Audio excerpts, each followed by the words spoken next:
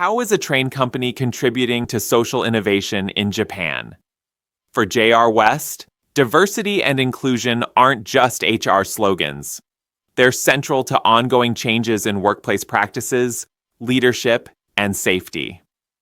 Welcome to ESG Japan Daily. I'm Patrizio. Today we look at how J.R. West's journey from tragedy to transformation is influencing corporate culture, with a focus on employee well-being and innovation. J.R. West's diversity and inclusion vision, led by President Shoji Kurosaka and diversity promotion head Ayumi Nakayama, isn't a side project. It's a business strategy, one designed to build resilience, foster innovation, and deliver long-term organizational value. At its core is the belief that to serve a diverse society, the company itself must reflect that diversity.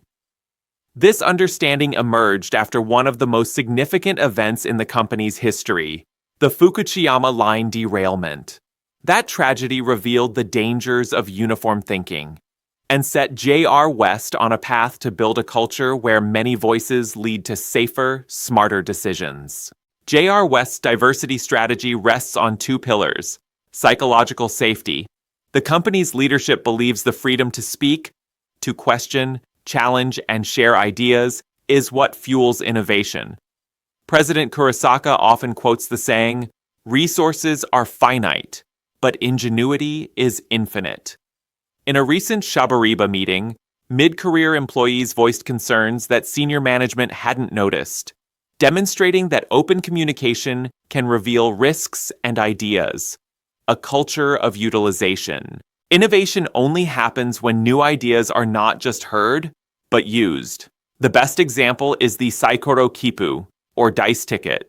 Created by a cross-functional team of young employees, it allowed travelers to roll a dice to determine their destination, challenging the old idea that customers always plan trips in advance. Management listened, backed the idea, and it went on to attract new customers. The lesson? Inclusion and responsive leadership can support innovation. Historically, the railway industry was dominated by men, but J.R. West is implementing changes to address this.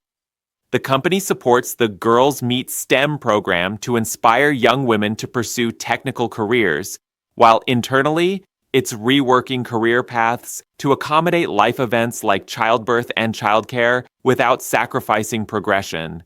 And here's what the data shows. Over 90% of male employees taking parental leave now stay off work for a month or more. The average duration of parental leave is over 100 days. And the company treats parenting not as a career setback, but as a leadership building experience. President Kurosaka calls this the foundation for a society of dual income, dual parenting, one where family life coincides with professional development. For J.R. West, diversity isn't charity, it's strategy.